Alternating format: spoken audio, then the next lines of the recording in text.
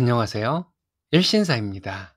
저희 채널에는 신박한 사연들이 많이 있으니 많은 분들의 구독 부탁드립니다. 이번 사연은 쓰니님 어머니에게 못된 신우집과 사기를 친 고모를 친척들 모두 앞에서 개망신을 주고 내쫓았다는 사연인데요.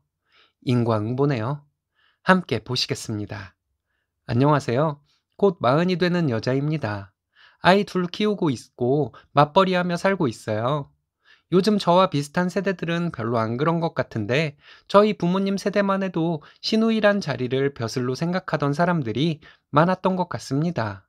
없는 집에서 자라 장남에게 시집와서 호된 시집살이 견디고 산 저희 엄마와 고모에 대한 얘기를 해보려고 해요. 저희 아빠는 일찍부터 집안에 도움이 되려고 고등학교도 졸업 못하고 일을 다니셨다고 합니다. 동생들 학비와 살림에 보탬이 되기 위해 그랬다고 하세요. 아버지는 집이 너무 가난해서 어린 나이부터 열심히 일하고 본인 용돈 빼고는 할머니께 월급을 다 드렸다고 합니다. 그 덕에 저희 작은아빠 두 분과 고모 한 분은 고등학교까지 졸업을 했대요. 작은아빠 한 분은 혼자 힘으로 대학을 나와서 대기업에서 정년퇴직하셨습니다. 이 둘째 작은아빠는 괜찮은데 문제는 셋째 작은아빠와 고모였죠. 할머니가 없는 집에서 시집 왔다고 저희 엄마를 무시하니 보고 배웠는지 셋째 작은아빠와 고모도 저희 엄마를 집에서 일하는 하녀쯤으로 생각했다고 합니다. 고모 같은 경우는 저희 부모님이 결혼했을 때 초등학생이었는데 말이죠. 할머니, 할아버지께 온갖 의심 다 받으며 살았다고 아직도 가끔 엄마는 한맺혀서 말씀하세요. 교통정리도 제대로 안 해주는 아빠를 뭘 믿고 계속 살았냐고 그냥 집을 나가버리지 그랬냐고 하면 아빠가 외가를 도와준 것이 고마워서 아빠에게 잘하고 살아야 한다고 생각하셨다고 합니다. 저희 아빠는 회사를 다니다가 개인 사업을 하시게 되었는데 사업이 처음부터 잘 되었다고 해요. 그 덕에 저희 남매는 남부럽지 않게 살았습니다. 저희 아빠는 처제들에게 해준 것 하나 없다고 말씀하시지만 엄마는 아빠 덕에 이모들이 지금 집이라도 한 채 가지고 산다고 말씀하세요. 80년대 저희 이모들이 결혼을 하고 월세로 신혼을 시작하고 그랬을 때 나중에 저희 아빠가 집을 알아봐주고 무이자로 돈을 빌려줘서 이모들이 집을 장만했다고 합니다. 아빠가 빌려준 돈 원금은 이모들이 모두 갚았다고 해요. 그래서 아빠는 이모들에게 해준 것이 없다고 하시는 거예요. 그런데 엄마는 아빠가 집도 알아봐주고 사라고 말해주고 돈도 빌려주었으니 아빠 아니었으면 이모들이 집 장만이 훨씬 늦어졌을 것이라고 합니다. 엄마 사촌 언니들이 이모들에게 그랬대요. 너희는 형부 잘 만나서 일찍부터 집 장만한 것이라고요.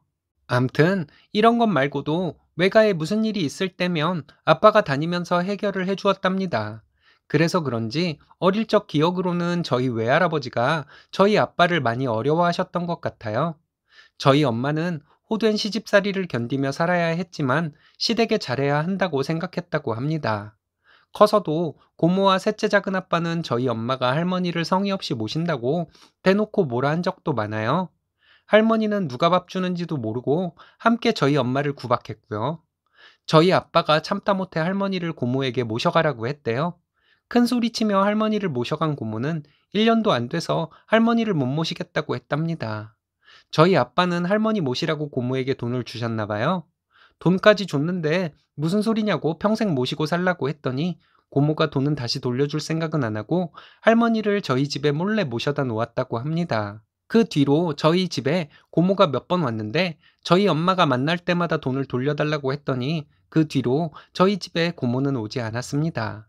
남매 간에 의절을 하게 된 것이죠.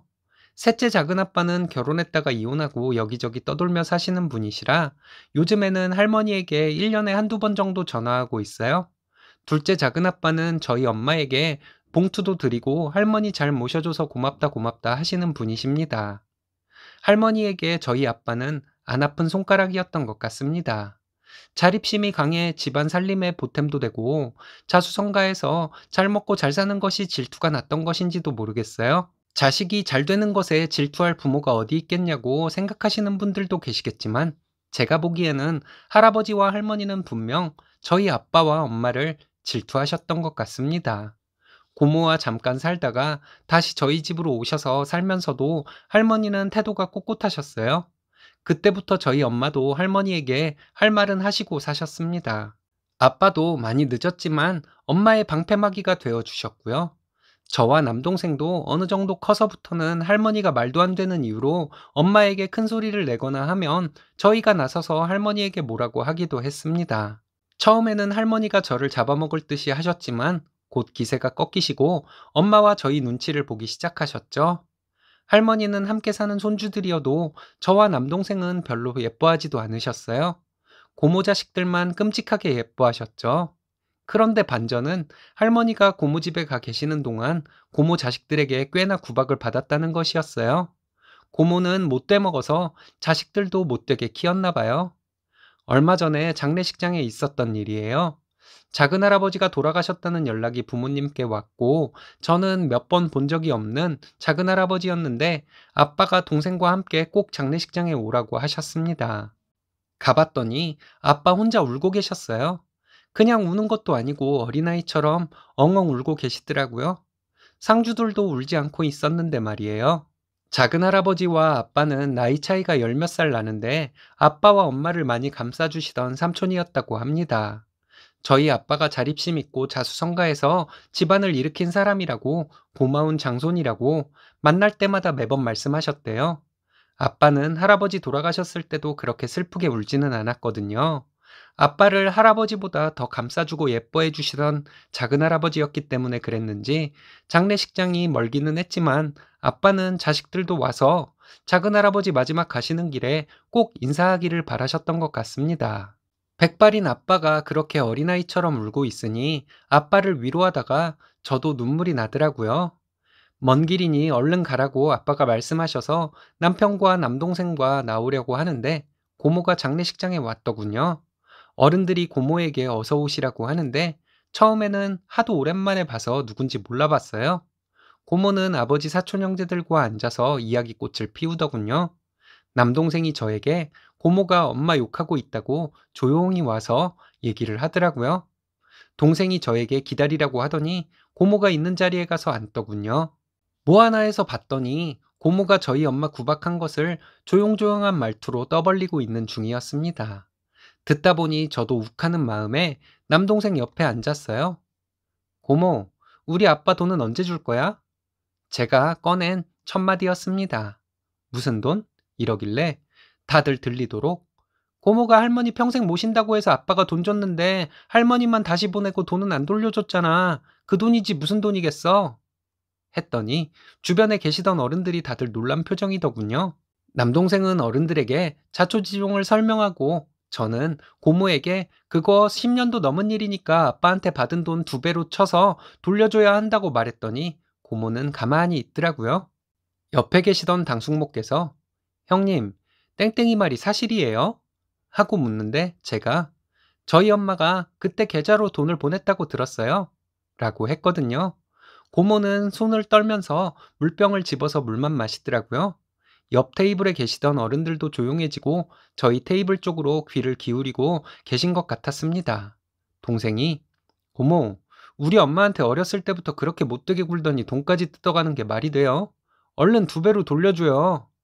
했는데 정확히는 기억이 나지 않지만 어른들 중 한 분이 당연히 돌려줘야지. 이거 사기야, 사기! 이러시더라고요. 고모 얼굴이 사색이 되더니 슬쩍 일어나서 가려고 하더군요. 일어나는 고모에게 제가 그랬어요. 고모, 여기 혼자 온 거 보면 애들이 고모 모시고 다니지도 않나 봐요. 할머니 내쫓는 걸 보고 자란 애들인데 자기 엄마 모시고 다니지 않는 건 당연하긴 하지만 하면서 고모를 보고 웃어드렸습니다. 남동생은 아빠가 준 돈 언제 돌려줄 것인지 말하고 가라고 했는데 뿌리치며 가더군요. 고모 뒤통수에 대고 남동생이 고모가 그 돈 안 주면 소송을 해서라도 물가 상승까지 계산해서 다 받아낼 것이라고 큰 소리로 말했습니다. 고모가 가고 나니 어른들이 원래 제가 어렸을 때부터 못된 애였다고 하시더라고요. 장례식 끝나고 아빠와 엄마에게 장례식장에서 고모와 있었던 일 전부 말씀드렸습니다. 저희 부모님은 어이없다는 듯이 웃으시면서 잘했다고 하셨어요. 다음 차례는 할머니였어요. 작은 할아버지 장례식장에서 고모를 개망신 준 것을 할머니께 자세히 말씀드렸습니다. 할머니도 얼굴빛이 별로 안 좋으셨어요. 우리 엄마 고모와 합심해서 작정하고 괴롭힌 할머니께 신나게 말씀드렸습니다. 엄마가 나중에 할머니 앞에서 말씀하신 것이 그년이 돈 안 주기만 해봐. 아주 콩밥을 먹여야지. 지 엄마 내쫓은 사기꾼년을 이었습니다. 고모에게 물론 돈은 어떻게든 받아낼 거예요.